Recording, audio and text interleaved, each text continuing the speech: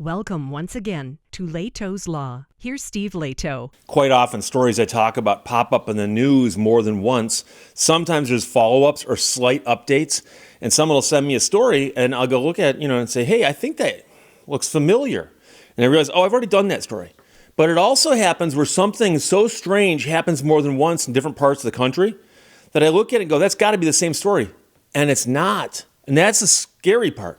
So Reason.com's got a story that Stephen with a PH tipped me off to, written by Billy Binion. Great article. An innocent woman is on the hook for thousands of dollars after a SWAT team destroyed her home. You go, we've heard this story before. Well, yes and no. This is a different example. And it turns out it's now happened 2 or 3 times to 2 or 3 different people in different cities, in different states. And you're like, what? This is crazy.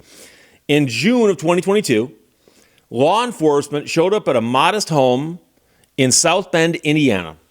They threw dozens of tear gas grenades into the house, launched flash bang grenades through the front door, smashed windows, destroyed the security cameras, because, why not?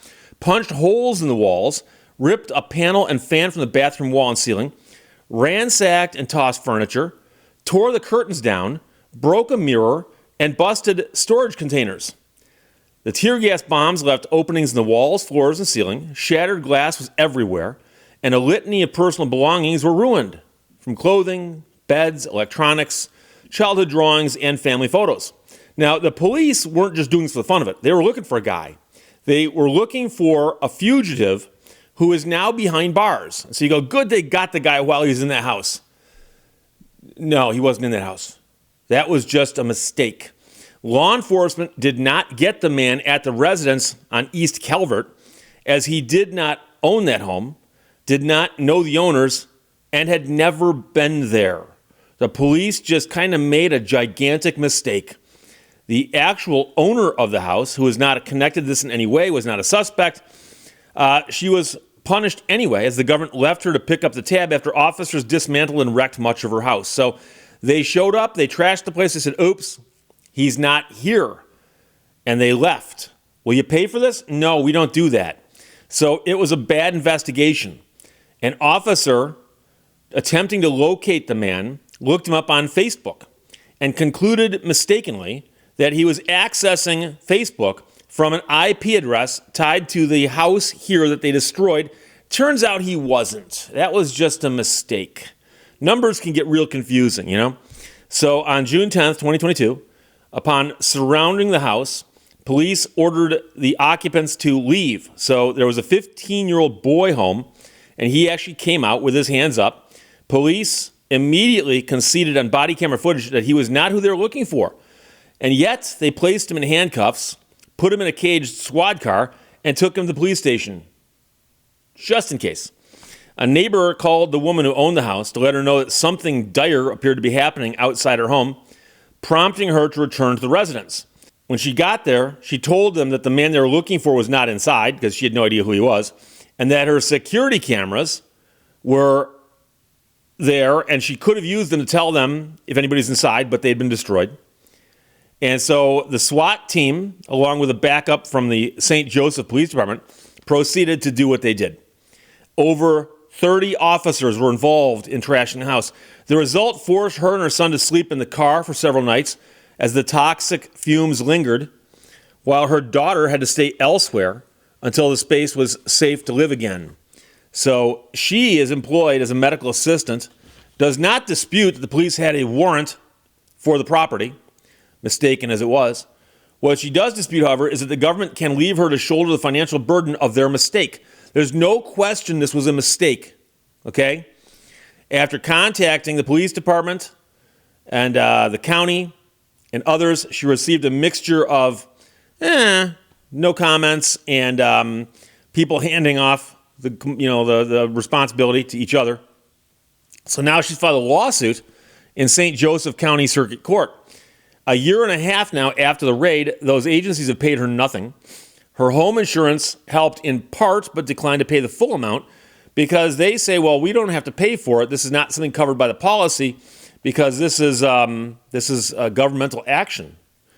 So this is not the first time, in case you're wondering, The government has destroyed an innocent person's property and left them to pick up the pieces. Hadley's experience, that's the woman here, once again requires that we answer the following. When law enforcement wrecks someone's house or business in pursuit of public safety, who should bear the cost? So in the article, the author reminds us of a story out of Southern California where a business got destroyed. And then, of course, we have Vicki Baker out of Texas, who's represented by the Institute for Justice. And there, a trial court said, yes, you can sue the police. And a jury gave her an award. But unfortunately, the Fifth Circuit Court of Appeals reversed that. And they said that is a necessity. It was a necessity and an emergency. Therefore, the police can do this. And this is a great example of one where most people look at this and they go, this is obviously a Fifth Amendment taking. It's the government taking something from you. They take it from you for the public good. They got to compensate you for it. Well, they're doing this for the public good, right? So they should compensate you. And they say no, because it's not a typical taking where we knock down your house to, put in a highway. This is a kind of taking where it's an emergency. Okay. Did the Fifth Amendment say a taking except for an emergency? And so it's kind of weird that the law has evolved this way, but the courts have done this.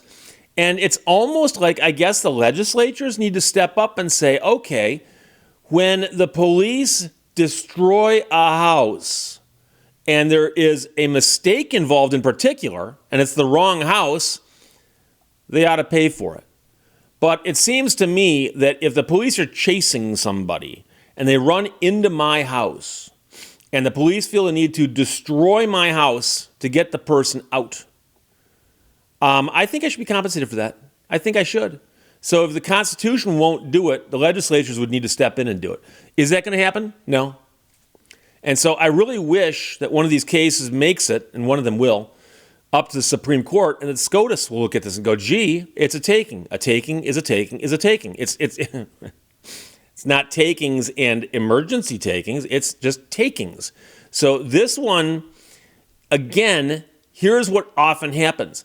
Something will happen and the courts will rule away, and a lot of people go, that doesn't seem right. And it'll happen again. It'll happen again. And number one, by the repetition, guarantees that eventually everyone will hear about one of these. But number two, and this is the important thing, not all these cases are identical. So the woman in Texas, there actually was a fugitive in her house. Okay, so people go, I kind of understand that there was a fugitive in her house. Here, they made a mistake and decided to raid a house that had nothing to do with the guy they're looking for. Okay, if anyone deserves compensation, it's her. More so than the woman in Texas. I think they both deserve compensation. But the point is that as these cases continue to happen, you're going to start getting examples like this, where it was completely the wrong house. Okay, still you're not going to pay her? Okay. So the article is lengthy as he goes through all the examples of the cases where this happened. But this is now apparently the most egregious case.